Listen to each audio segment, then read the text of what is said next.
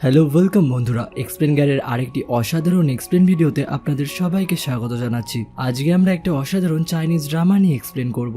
এক্সপ্লেনটি ভালো লাগলে অবশ্যই চ্যানেলটিকে সাবস্ক্রাইব করবেন এবং পাশের থাকা বেল আইকনটি অল অপশনে ক্লিক করে দেবেন। এরপরে তাংশি রেড ড্রেস পরে ইউ এর অফিসে আসে। অফিসের একটা এমপ্লয় তাকে এইভাবে দেখে শক হয়ে যায় এবং বলে আমি এখনই টাঙ্গেকে কল করছি, কিন্তু তাংশি তাকে তখন বাধা দেয় এবং তখনই সঙ্গে সঙ্গে টাঙ্গে তার অ্যাসিস্ট্যান্টের সঙ্গে সেখানে আসে। তারা দুজনাই তাংশিকে এইভাবে দেখে সেখানেই দাঁড়িয়ে যায় এবং তাকে জিজ্ঞাসা করে সে এখানে কেন এসছে। তখন তাংশি তার সঙ্গে কথা বলতে গেলে সে বলে আমার অফিসে এসে দেখা করো। এবং অন্যদিকে গাওয়ের চোখে চশমা দেখতে পেয়ে তাংশি তাকে জিজ্ঞাসা করে তুমি আজকে চশমা কেন পরে এসছো। গাও জানায় লেন্স পরে তার চোখে ইনফেকশন টাইপ হয়ে গিয়েছিল, সেই কারণে সে এখন থেকে চশমা ইউজ করবে। এরপরে তাংশি ট্যাঙ্গের অফিসে যায় এবং তাকে জিজ্ঞাসা করে তুমি আমার কন্ট্রাক্টটা কেন রিনিউয়াল করলে, আমার জন্য নাকি আমার নোবেলের জন্য। টাঙ্গের জবাব শোনার পরে তাংশি তাকে জিজ্ঞাসা করে তুমি তো জানোই তোমার এক্স এর অন্যের সাথে বিয়ে হয়ে গেছে, সেই কারণে সেইখানে তো তোমার কোনো চান্সই নেই। এরপরে তাংশি কিছু বলতেই যাবে তখনই ট্যাঙ্গে তাকে বলে তুমি আমাকে পছন্দ করো তাই না। তখন তাংশি তাকে গেস করতে বলে।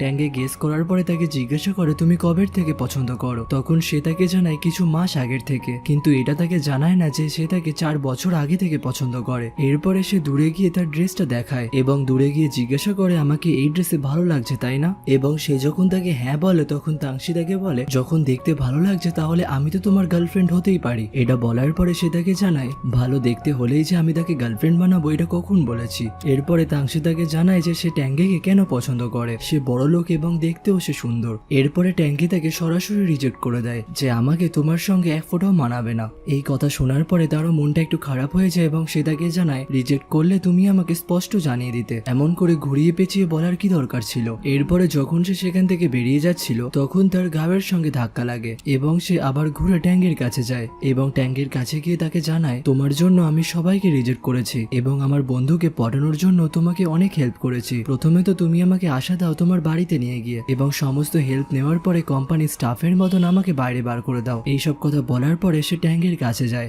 এবং তাকে ফোর্সফুলি কিস করতে শুরু করে। ট্যাঙ্গে তাকে দূরে সরাতে চাইলেও সে এমন ভাবে তাকে ধরেছিল সে তাকে দূরেই সরাতে পারে না এবং এই সবকিছু পাশে দাঁড়িয়ে গাও দেখছিল। এবং তাংশি বাইরে বেরোনোর সময়ও গাওকে বলে যায় তোমার ওপর চশমাটাই শুট করছে, সেই কারণে এরপর থেকে তুমি চশমায় পরে আসবে। এবং এটা বলার পরে সে সেখান থেকে চলে যায়। অন্যদিকে গাও যখন ট্যাঙ্গের অফিসের সামনে থেকে চলে যাচ্ছিল তখন ট্যাঙ্গে তাকে ভেতরে আসতে বলে। সে যখন সমস্ত ফাইলস গুলো চেক করছিল তখনই ট্যাঙ্গে বলে ওঠে তুমি এখন আগে টাংশিকে কল করো। টাংশিকে কল করার সঙ্গে সঙ্গে সে তাকে জানায় তোমাদের আমার বিষয়ে চিন্তা করতে হবে না, তাই রিজেক্ট করার কারণে আমি তেমন কিছুই করব না এবং তাতে আমার কোনো যাইও আসে না। এই কথা বলে সে ফোনটা কেটে দেয় এবং টাঙ্গে তাকে জিজ্ঞাসা করলেও গাও তাকে বলতে চায় না। সে যখন জোর জবরদস্তি করে তখন গাও তাকে বলে দেয় যে তাংশি তাকে কলে কি বলেছে। এইসব কথা শোনার পরে ট্যাঙ্গে তাকে জানিয়ে দেয় আজকে যেসব ইনসিডেন্ট গুলো হয়েছে ওগুলো যাতে বাইরে না যায় এবং এইটা বলার সঙ্গে সঙ্গে গাও মুখ বন্ধ করে নেয়। অন্যদিকে আমরা দেখতে পারি তাংশি বাড়িতে যাওয়ার পরে খুব কান্নাকাটি করছে এবং ট্যাঙ্গেও বাড়িতে থেকে তার কথাই ভাবছিল।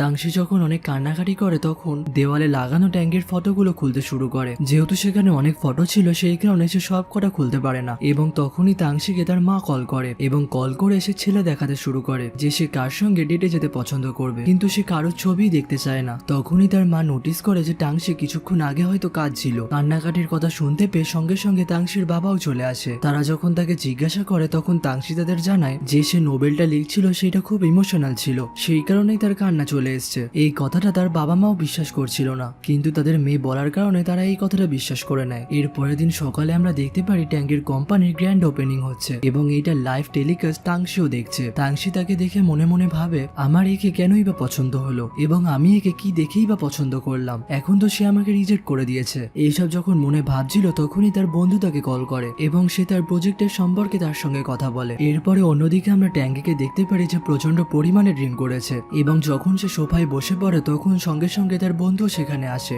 এবং তাকে এসে বলে তোমার এরকম অবস্থা দেখে মনেই হচ্ছে যে তাংশি তার লাভ তোমার কাছে কনফেস করেছে এবং তুমি হয়তো তাকে রিজেক্টও করে দিয়েছো। এরপরে ট্যাঙ্গে তাকে জানায় সে আমাকে পছন্দ করে কারণ আমি রিচ এবং আমি দেখতে হ্যান্ডসাম, সে আমার কাজের জন্য আমাকে পছন্দ করে না। এইসব কথা শোনার পরে তার বন্ধু হাসতে শুরু করে। তার বন্ধু তাকে জানায় সে তোমাকে এই কথা বলেছে মানে এর জন্যই তোমাকে পছন্দ করে তা নয়, যদি এর জন্য তোমাকে সে পছন্দ করতো তাহলে সে তোমাকে প্রথম দিনই জানিয়ে দিতে পারতো, সে এত তোমার হেল্পও করতো না এবং এত তোমার সঙ্গও দিত না। তার বন্ধুর এইসব কথা শোনার পরে ট্যাঙ্গে বাড়িতে এসে তাংশির পোস্টগুলোই দেখে। অন্যদিকে তাংশিও মোবাইল নিয়ে কিছু পোস্ট করার জন্যই বসেছিল এবং এবং মনে মনে ভাবছিল যে তার এখন ছবি পোস্ট করা উচিত কিনা। এরপরে আমরা ট্যাঙ্গেকে দেখতে পারি সে বিজনেস ট্রিপ থেকে এখন চলে এসছে এবং আসার পরে সে কোম্পানির সেই জায়গায় দাঁড়িয়েছিল যেখান থেকে সে তাংশিকে দেখতে পেত, কিন্তু এখন সেই জায়গাটা খালি। এরপরে অন্যদিকে আমরা দেখতে পারি তাংশি সেই সেটে বসে রয়েছে এবং সেখানে যখন ট্যাঙ্গে তাকে দেখার জন্য আসে তখন তাংশিও দাঁড়িয়ে পড়ে, কিন্তু তার ট্যাঙ্গের সঙ্গে কথা বলতে একদমই ইচ্ছা করছিল না, কিন্তু সে তাও নিজের মনকে বোঝায় এবং ট্যাঙ্গেকে পুরো স্টোরিটা এক্সপ্লেন করে যেইটা সে নিজের হাতে লিখেছিল।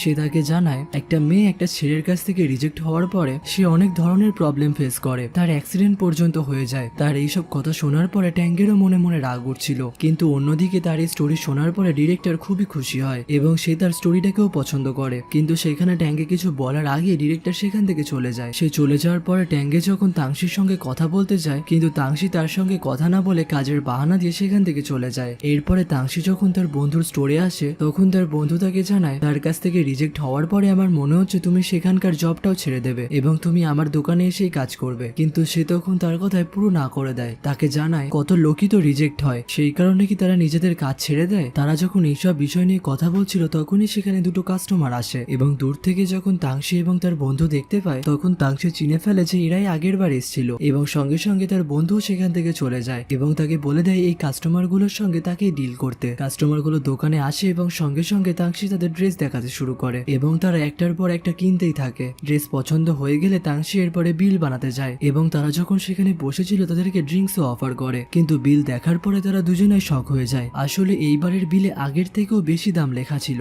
দামের সম্পর্কে তাদের বললে সেখানে তার বন্ধু আসে এবং প্রোডাক্ট গুলোর সম্পর্কে বলতে শুরু করে। এরপরে ট্যাঙ্গের সিস্টার একটা কল করার কথা বলে সেখান থেকে সরে আসে এবং এরপরে সে ট্যাঙ্গিকে কল করে। ট্যাঙ্গিকে কল করার পরে সে তাকে জানায় তোমার গার্লফ্রেন্ডকে আমি যেমনটা ভেবেছিলাম সে তেমনটাই নয়, সে আমার কাছ থেকে টাকা পয়সা তো পুরো লুটে নিচ্ছে। তার বোনের সমস্ত কথা শোনার পরে তার এক্স গার্লফ্রেন্ডের সম্পর্কে গাওকে জিজ্ঞাসা করে এবং গাও তাকে তখন জানায় আপনার গার্লফ্রেন্ড এখানে নেই, আপনার গার্লফ্রেন্ড হানিমুনে গেছে। এই কথা শোনার পরে সে সেটা তার বোনকে বলে এবং এটাও জানিয়ে দেয় সে যাকে গার্লফ্রেন্ড ভাবছে সেটা তার গার্লফ্রেন্ড নয়, সেটা আসলে তাংশি। এরপরে তার বোনও এটাই কনফার্ম হয়ে যায় এবং তাকে জিজ্ঞাসা করে এটা সেই মেয়েটা যে আপনাকে গার্লফ্রেন্ড পড়ানোর জন্য হেল্প করেছিল। সমস্ত কথা বলা হয়ে যাওয়ার পরে ট্যাঙ্গি তাকে সেখান থেকে জিনিস নিতে বলে এবং তার বোনও সঙ্গে সঙ্গে তার কথায় রাজি হয়ে যায়। এরপরে সে তাংশির কাছে গিয়ে তার ক্রেডিট কার্ডটা ধরিয়ে দেয়। তাংশিও তখন একটু অবাক হয়ে যায় যে এত তাড়াতাড়ি সে এত টাকা দিতে রাজিও হয়ে গেল। এরপরে টাঙ্গের বোন তাংশিকে জানায় তুমি আমাকে চেনো যে আমি কে। তখন তাংশি বলে যদি তুমি তোমার বাবার নামটা জানাও তাহলে আমি হয়তো তোমাকে চিনতে পারি। এরপরে যখন সে তার বাবার নাম বলে তখন সে বুঝতে পারে যে এটা ট্যাঙ্গের বাবা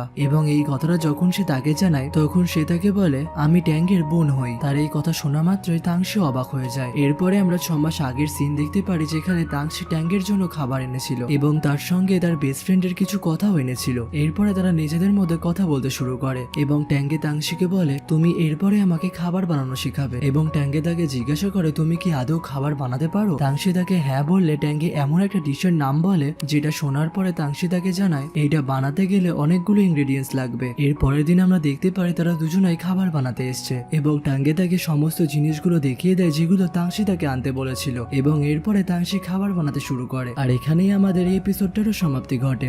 এপিসোডটির এক্সপ্লেন যদি ভালো লেগে থাকে অবশ্যই চ্যানেলটিকে সাবস্ক্রাইব করবেন এবং পাশের থাকা বেল আইকনটি অল অপশনে ক্লিক করে দেবেন এবং কমেন্ট করে জানাবেন এক্সপ্লেনটি কেমন লাগলো। আবার দেখা হবে পরের ভিডিওতে। সবাই ভালো থাকবেন, সুস্থ থাকবেন, টাটা।